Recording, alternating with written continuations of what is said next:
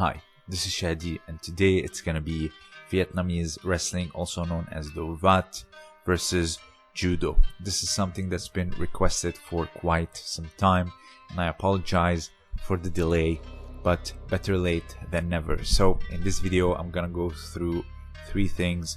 The first is a brief run through the folklore, the history, and the ceremonial practice of Vietnam's wrestling. The second thing will be to compare stances, particularly before 2010 Judo, because they both can grab legs, which is going to be very interesting to compare the two stances. And finally, some common throws, obviously approached differently. So without further ado, let's begin. So the history of Do Vat goes as follows. The origin story is a folklore, and it states that a man or a farmer by the name of Doan ran from the fields in order to help his family and friends from a flood that consumed the land. And as he approached the village, he found a glowing sword and realized that it was a godly gift that was being sent to him.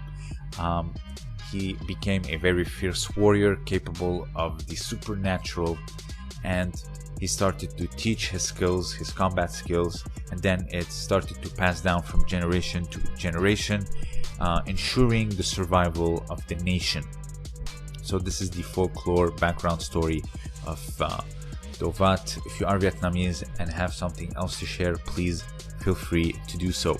Now, when it comes to the ceremonial practice, so the Sin village where Do Vat takes place, it is practiced during the first lunar month of the year, and you have around 100 competitors and thousands of spectators, and the winner obviously would be given precious gifts and a sum of money, very similar to your Shiram practice with the lunar calendar, and of course the Senegalese wrestling where the winner would get very precious gifts. And also the practice at the first month of the year would bring good fortune throughout the region. So this is mainly the two. And now when it comes to the rule, it is very simple.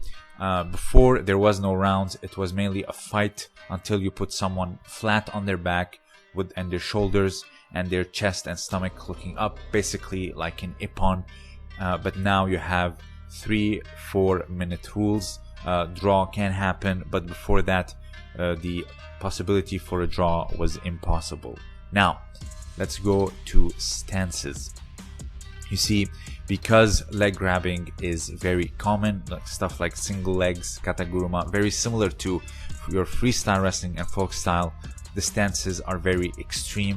They're hunched over, as you see here, as if you are watching again a freestyle match. You have the belt. From region to region, I do believe the garments change. You have belts that go between the legs, and you have some that go just around the waist. Again, if you are Vietnamese, feel free to share more.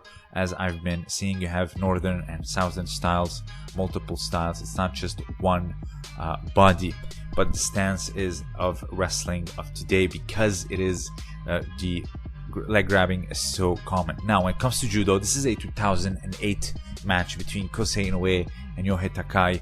Before the leg ban rules, you can easily shoot, but yet you can still see kumikata regular, just like today.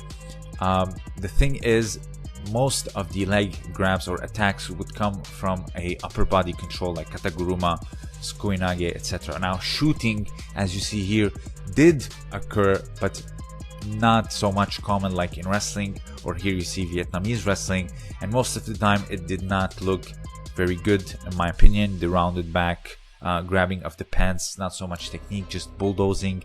However, it is very much like today's Judo, as you see here, these two Japanese giants battling out through kumikata, or grip fighting as we call, because the gi or the jacket plays a very vital role in Judo, and everything else comes from kuzushi, tsukuri, and kake. So you unbalance your position and then you throw. I'm going to show that when we start to compare throws. So first, the first throw is the obvious one, is kata guruma, or the fireman's carry as they call it in wrestling. Here it comes from like your how you say, overhook, underhook, your neckties, all that stuff. You chop the hands, you go down. Here is another example. You grab the leg, you wheel them through over shoulders, and here as she was laid down, very similar to an ippon, she is considered the winner. Now let's check out an old judo kata guruma in competition. You have your sleeve, you have your pull, you have your big pull, and then he positioned himself under and then went down. Because you have your upright stance and then pulling very hard, you can position yourself and then get back up. So because the other is almost standing straight up, you can go down and then go back up. If they are standing down or like hunched over, it's very hard to go like your old kataguruma. Here, as you saw, it's what we call a tawara geishi.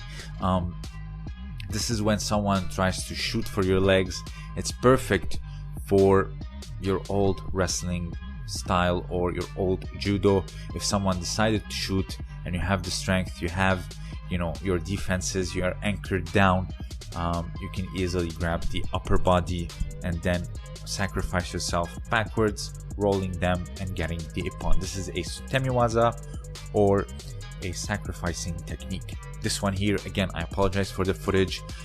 There are multiple videos on YouTube. Here you can clearly see this is a drop ippon serenage. So the point here is that you have your lower body attacks, and then you have your sprawl and then counters, as we saw with tawara geishi, and your upper body attacks like you see here with ippon serenage. You can see it also in Greco-Roman, what we call the arm throw, but obviously with the over under, grabbing the biceps, your Russian ties, your collar ties, etc., isolating one arm and then throwing it, it's going to be far different than your traditional kumi kata. So there is a lot to talk more, obviously, but this is a brief run through it. There's just not much, I would say, quality footage and also quality document to read from.